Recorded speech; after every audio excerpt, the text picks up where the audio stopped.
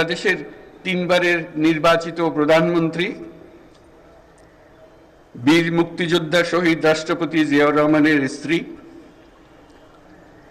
বেগম খালেদা জিয়া আজ এখানে আমাদের মধ্যে উপস্থিত আছেন।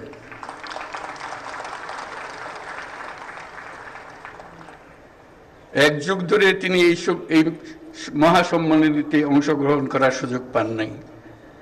আজকে সুযোগ পেয়েছেন। আমরা সবাই আনন্দিত এবং গর্বিত যে আমরা এই সুযোগ দিতে পেরেছি আপনাকে। শারীরিক অসুস্থতা সত্ত্বেও এই বিশেষ দিবসে সবার সঙ্গে শরীক হওয়ার জন্য আপনাকে আবারও ধন্যবাদ।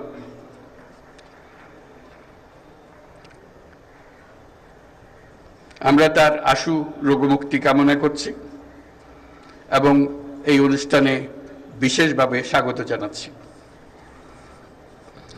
প্রিয় সহকর্মীবৃন্দ, তিন বাহিনীর প্রধানগণ,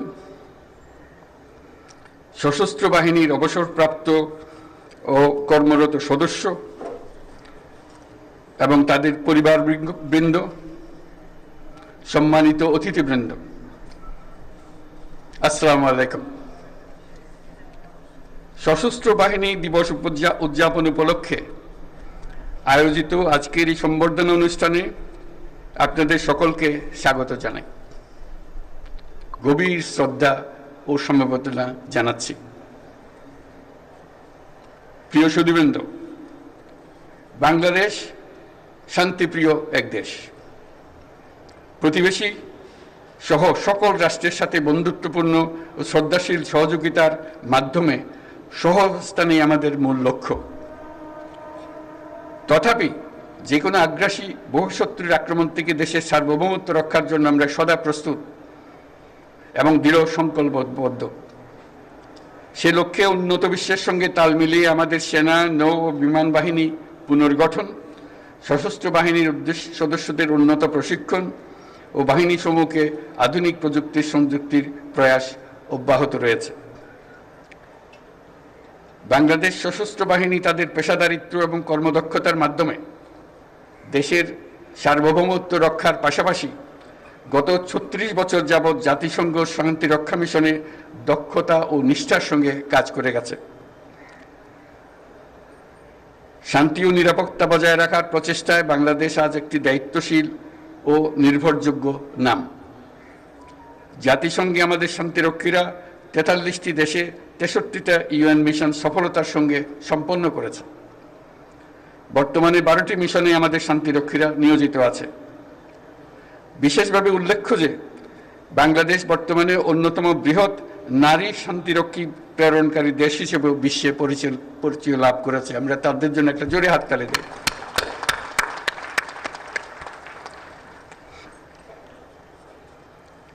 এই জন্য আপনাদের আমাদের এবং আপনাদের অন্তরের অন্তঃস্থল থেকে ধন্যবাদ জানাই।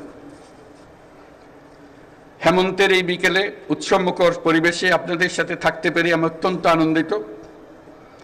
আপনাদের উপস্থিতি আজকের এই মহতী অনুষ্ঠানকে প্রাণবন্ত মহিমান্বিত করেছে। আপনাদের উপস্থিতি আজকের এই মহতী অনুষ্ঠানকে প্রাণবন্ত করেছে। সশস্ত্র বাহিনীর পক্ষ থেকে আপনাদের সকলকে জানাই আন্তরিক ধন্যবাদ। পরিশেষে সশস্ত্র বাহিনীর সকল সদস্য এবং তাদের পরিবারবর্গের সুখ, শান্তি ও কল্যাণ কামনা করছি। আপনারা সকলে যেন দেশের উন্নয়ন ও অগ্রগতি সাধনে সশস্ত্র বাহিনী দিবসের আদর্শ ও অনুপ্রেরণায় উদ্বুদ্ধ হয়ে ঐক্যবদ্ধভাবে কাজ করে যেতে পারেন সেই কামনা করছি। আমি আমার বিদেশি বন্ধুদের উদ্দেশ্যে দুটি কথা বলি। My dear friends who are attending this celebration, I would like to say a few words to you. I take the privilege to thank the excellencies and distinguished guests from our friendly countries for joining us to celebrate our Armed Forces Day. On this occasion, we gratefully recall the contribution of the people of our friendly nations during our War of Liberation. I'm also thankful for the excellent training support and assistance provided to our armed forces by your countries. I hope you will continue to provide similar support in future as well. I must mention that it is a unique opportunity and great experience for our troops to work together with the global peacekeepers under the umbrella of the United Nations for the noble cause of world peace and stability.